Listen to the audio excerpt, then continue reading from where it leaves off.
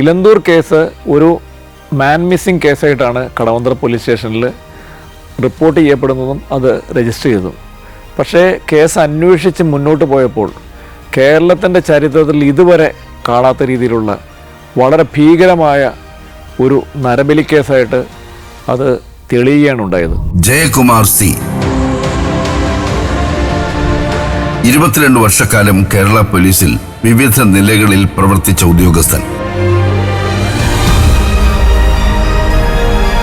ഇലന്തൂർ നരബലി കേസ് ഉൾപ്പെടെ കേരളം ചർച്ച ചെയ്ത നിരവധി സംഭവങ്ങളുടെ അന്വേഷണത്തിൽ പ്രധാന പങ്ക് വഹിച്ച ഓഫീസർ. പള്ളിയിൽ നിന്ന് വന്ന പ്രൊഫസറെ തടഞ്ഞു നിർത്തി വീട്ടിൽ നിന്ന് വാഹനത്തിൽ നിന്ന് പുറത്തേക്ക് അദ്ദേഹത്തിൻ്റെ കൈ വെട്ടിമാറ്റുകയും അതിനെ തടയാൻ വന്ന മകനെ തള്ളി താഴെ ഇടുകയും ചെയ്തതിന് ശേഷമാണ് ആ വാഹനത്തിലുള്ള പ്രതികൾ രക്ഷപ്പെട്ടത്. സംഭവ ബഹുലമായ സർവീസ് കാലം വിവരിക്കുകയാണ് ജയകുമാർ സി. ഈ പൊന്തക്കാടുകളിലൊക്കെ ചിലപ്പോൾ പിള്ളേരൊക്കെ ചെന്ന് ഇരിക്കാറുണ്ട്.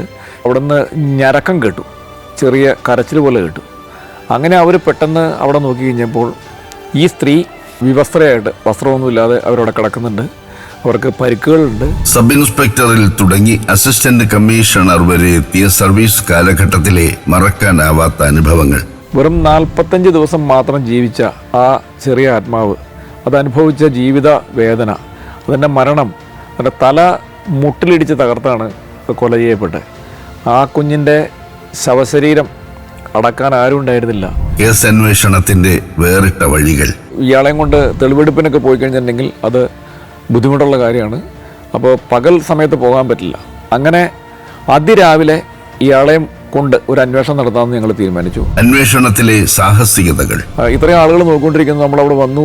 എന്താണ് അതിൻ്റെ ഉള്ളിൽ, ആരെങ്കിലും ഉണ്ടോ അതോ ആരും ഇല്ലാത്തതാണോ, എന്തായാലും പരിശോധിക്കാതിരിക്കാൻ നിവൃത്തിയില്ല.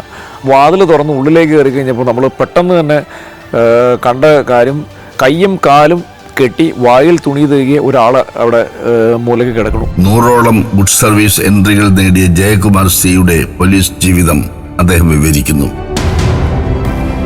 ചരിത്രം എന്നിലൂടെ സഫാരി TV ചാനലിൽ തിങ്കൾ മുതൽ വെള്ളി വരെ രാത്രി 10:30, പിന്നെ സഫാരി TV യൂട്യൂബ് ചാനലിലും.